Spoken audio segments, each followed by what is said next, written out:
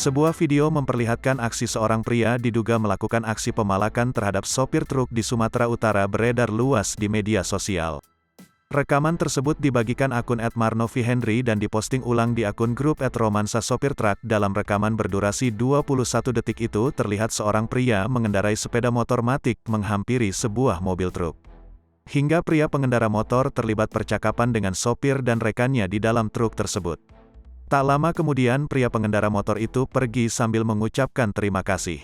Sementara perekam mengaku tak sempat merekam kronologis kejadian dari awal kejadian. Postingan itu mendapat komentar beragam dari warganet dan meminta polisi menyelidiki kasus itu.